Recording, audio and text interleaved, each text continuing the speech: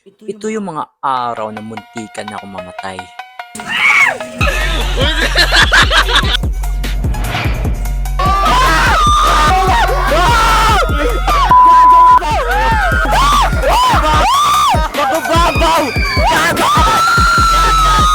Hi guys, Glenn here. Nagbabalik naman tayo sa isang video kung saan ikikwento ko sa inyo ang araw na ito. Ito ang 30th Sinigayan Festival dito sa amin. At sana mag-enjoy kayo sa araw na ito. Let's go! At this moment, parang hindi ko alam kung paano ako napadpad dito sa lugar na to eh. Talagang hindi ko alam anong gagawin namin dito. Naboboard na ako.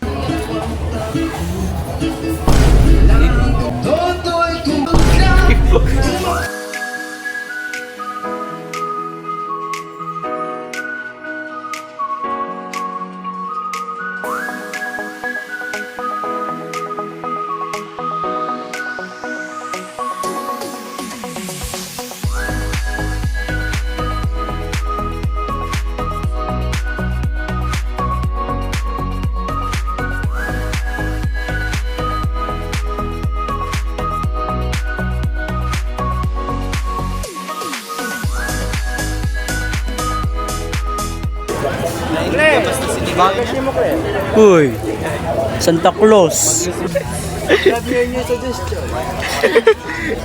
At dito na nga kami napadpad. Try natin to. Tumina na. Hindi magtimbang ang barko ka, Jed. Ano na, limang versus ang barko? 40 kg versus 25.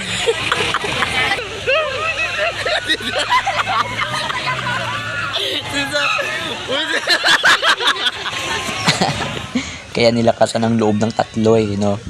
Talagang ginawa pa akong palaman sa gitna. At this time, meron na kami ibang kasama at sobrang napasaya. Rides ulit kami at dito na mauubos yung pera ko. Matamoy! Kabayo-kabayo ang puta! Anong ang grade?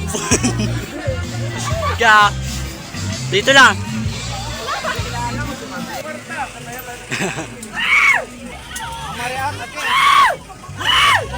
Boy, ka-video boy. Gaso ang cellphone mo ulo!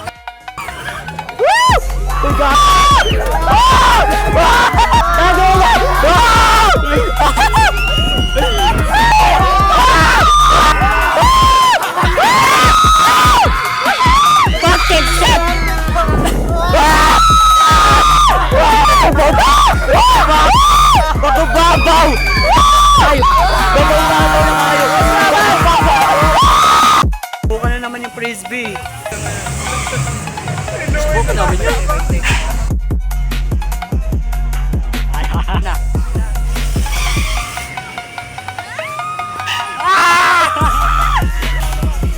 This is Jed.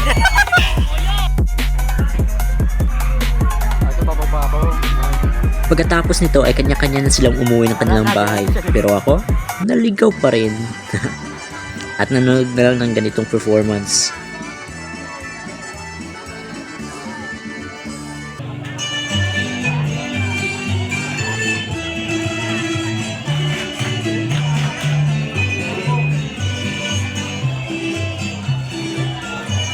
Parang naging Rorono Wazoro yung direction ko dito guys. Talagang naligaw ako at di ko alam kung saan direction yung patutunguhan ko. Kaya tumambay na lang ako dito. Yeah.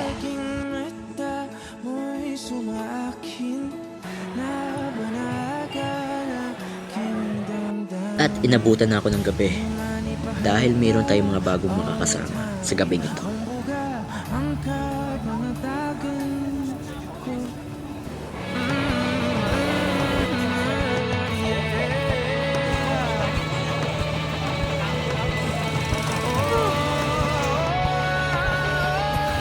Alright, another reunion na naman ang nagaganap. Ito yung mga kaklase ko since junior high.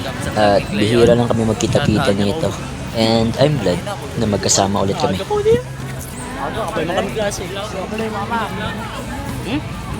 At this time, pinuntahan namin ang isa sa pinaka-the best na perya dito sa amin. Which is yung parang 5-star atong tawag nila dito. And tignan nyo naman yung rides. Pucha, sinong sasakay dyan? pati rin ako kinakabahan yung utot ko pag sinakyan ko yan eh. Kasi sobrang laki nito kumpara sa sinakyan namin kanina. At babalikan namin to sa susunod na araw. Sana all babalikan.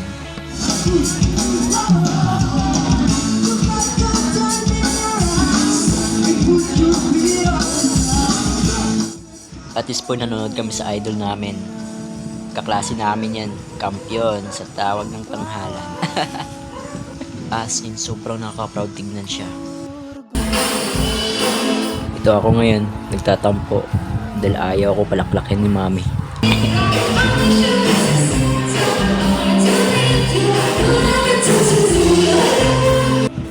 Sobrang nabusog ako. Parang gusto ko yun. Ay, sorry. Tipsy lang muna ko. At ito na ang huling araw ng Sinigayan Festival. Maaga ako pumunta dahil gusto ko makita yung mga galawan nila dito.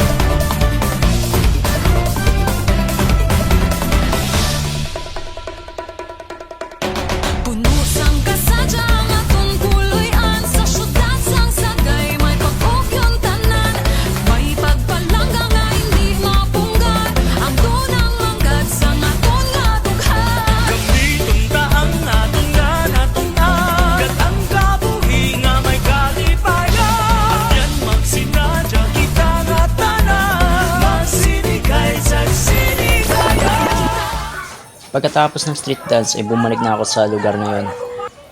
At this point, dami ng mga paintings. Sobrang ganda. Yeah!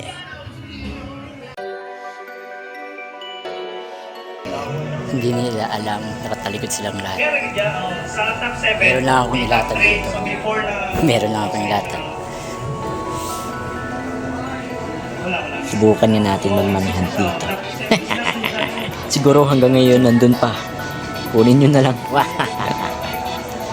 Dahil nagkaroon dito ng manihan, syempre ako rin. Hanapin nyo na lang. Nasa link ang comment down below. And at this point, mayroong body painting competition na gaganap dito.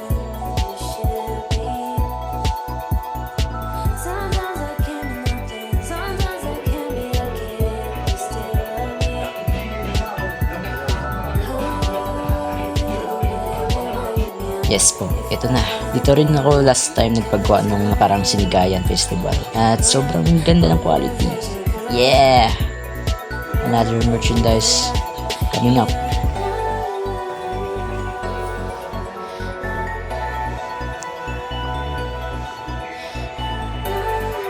At dahil sobrang tuwang-tuwa si Kupal, hindi na makapaghantay na isuot.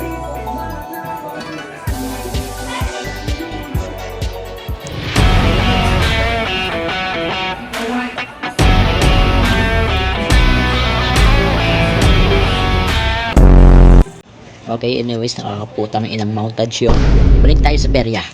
Dito, sinamahan ko sila dalawang mag-rides dahil ako pagod na at kailangan ko muna mapahinga sa rides. Then, pagkatapos nila sumakay ng isang rides, pumunta naman kami sa isang peryahan kung saan ay putang inang 5-star na peryahan. At dito na nga, sinubukan na nila sumakay ng isang hindi ordinaryong Ferris wheel. Kapag sumakay ka dito, para kang sumakay ng isang spaceship. Mga mangha, napakasaya. At medyo nakakahilo.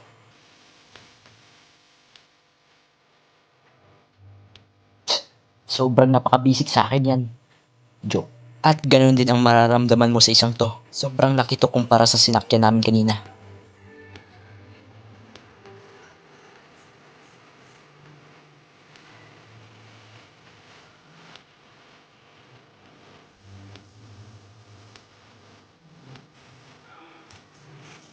Pagkatapos ay nakaramdam na kami ng gutom. At syempre mabait ako. Nilibre ko sila ng pizza. Dahil pizza yung nilibre ko sa kanila dahil isa ito sa pinakapaborito kong pagkain sa buong mundo.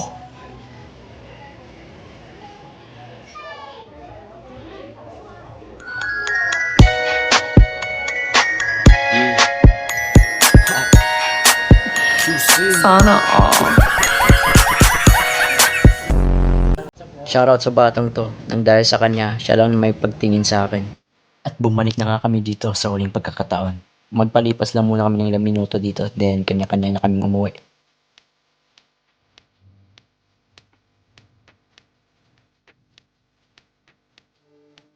Yeah! Isa pa nga. Oh.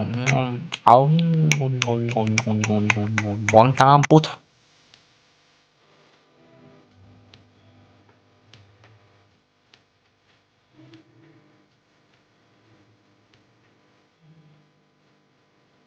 Then, ito na yung araw na masasakyan mo na lahat ng libre. Dahil free rides na ngayon. Dyan yung sinakyan ko yung horror train kasi dito nagsimula yung kaba ko nung bata pa ako.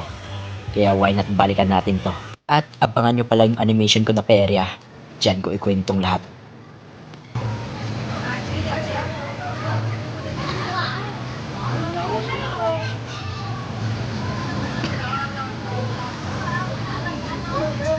Mas bet ko to sakyan kapag gabi kasi hindi mo makikita ang pagmumukha nila. Sinakyan ko to ngayon dahil gusto ko makita anong costume yung sinusuot nila. Until now.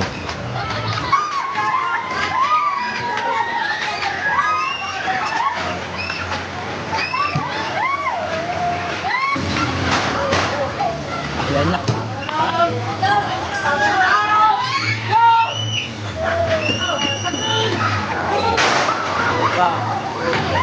Dami ng mga tao sa paligid. Medyo mahihirapan na kami sumakay ng ibang rides dahil napakahaba ng pila. Ito na naman yung susunod ko sakyan. Dahil sobrang nakakamiss mag-bump car. At oo nga pala, kasama ko dito yung supportive kong kaibigan.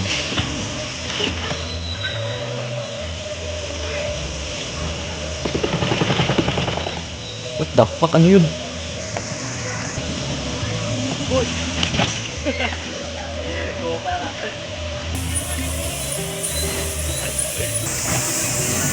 At sinubukan ko ulit ito ng mag-isa. Try not to react challenge but wow pala.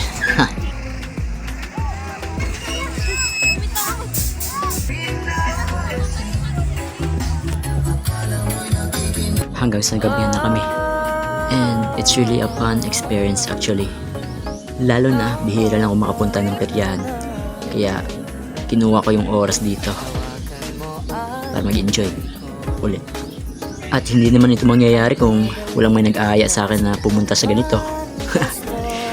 And yes, sobrang nag-enjoy ako so much. At ang mas importante ay kasama niyo ang magulang nyo, kaibigan nyo, at saka mga relatives mo sa buhay.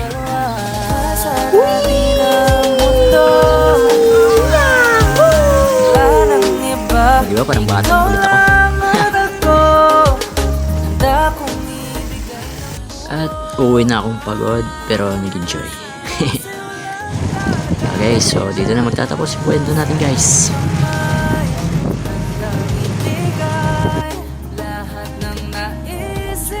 Alright, so naglalakad na lang ako pauwi ng bahay. Kasi wala na motor. Oh, shit. Baka hold upin ako dito ah. Wala pa akong pera. Listen. Yan. Ako na lang mag-isa guys. At yun na magtatapos yung vlog natin guys. Sana nag-enjoy kayo. Maraming salamat sa panonood. Sayonara. Yeah.